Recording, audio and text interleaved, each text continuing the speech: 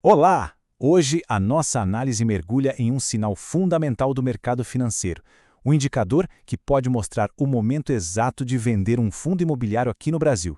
A pergunta de milhões, não é mesmo? E a resposta, para um tipo bem específico de fundo imobiliário, é surpreendentemente clara. Existe sim um sinal bem definido de que talvez seja a hora de vender.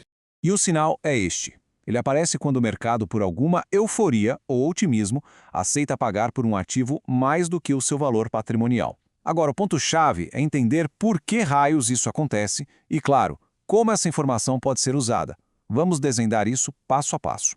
Para começar, a gente precisa ter bem clara a diferença fundamental entre os dois grandes tipos de fundos. Essa diferença que dita toda a regra do jogo na hora da análise. De um lado, temos os famosos fundos de tijolo. Pense neles como se fossem grandes proprietários de imóveis.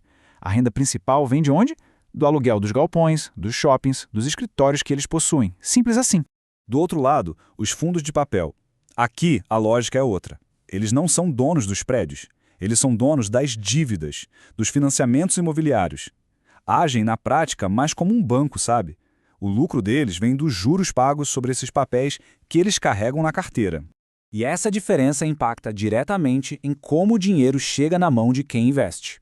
Nos fundos de tijolo, existem duas fontes de ganho: o aluguel, que pinga todo mês, e a possível valorização do imóvel com o tempo. Já nos fundos de papel, a conversa é mais direta. Tudo vem de um lugar só: dos juros. Essa frase resume tudo de forma brilhante. É exatamente por isso que, no geral, os fundos de papel distribuem rendimentos mensais mais gordos. Só que, em contrapartida, o preço da cota deles tende a andar de lado. Diferente dos fundos de tijolo, onde o valor vai se acumulando ali, silenciosamente, no próprio patrimônio. Bom, com essa base bem estabelecida, vamos avançar para a nossa métrica-chave. Já que os fundos de papel não têm ativos que se valorizam, um indicador em particular ganha uma importância gigantesca. Estamos falando do P sobre VP, ou preço sobre valor patrimonial. Basicamente, essa métrica mostra o quanto o mercado está pagando por cada cota do fundo em comparação com o que ela realmente vale em termos de patrimônio. A leitura é bem intuitiva. Um PVP igual a 1.0 significa que o preço está justo. Abaixo de 1.0 está barato, é um desconto. E acima de 1.0, bom, aí o sinal amarelo acende. O mercado está pagando um ágio, está caro. Então, vamos imaginar um cenário. Um fundo de papel está sendo negociado com um PVP de 1,03. O que isso significa na prática? É exatamente isso. Significa que para cada R$ 1 de patrimônio real do fundo, o mercado está pagando R$ 1,03. No caso de um fundo de tijolo, até daria para argumentar, né? Afinal, o valor contábil dos imóveis pode estar defasado. Mas para um fundo de papel, a história é bem diferente. O valor do ativo dele é o valor da dívida. E isso é um número bem preciso, não tem muita margem para interpretação. Por isso, para esses fundos, o P/VP é um indicador extremamente confiável de que algo está fora do lugar.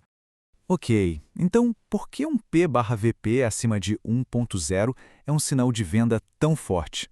A resposta está em um mecanismo de mercado que é quase inevitável.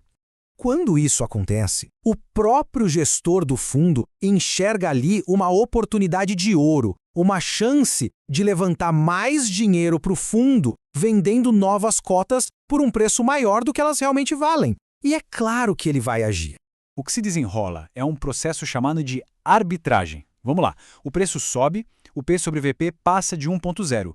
O gestor, vendo isso, faz uma nova emissão de cotas, só que pelo preço justo, com P sobre VP de 1.0. Quem está atento ao mercado percebe o movimento, vende as cotas caras que tem e usa o dinheiro para comprar as cotas novas, que estão mais baratas.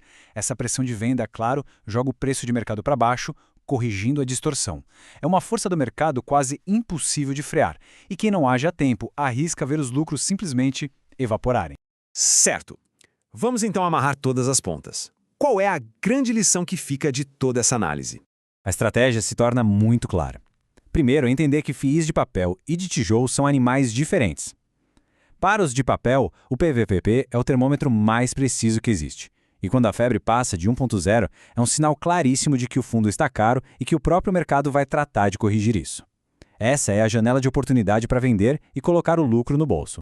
E essa é a reflexão final. Conhecer a fundo esses mecanismos de mercado é o primeiro e talvez o mais importante passo para se construir uma carteira de investimentos mais sólida, inteligente e, principalmente, mais resiliente.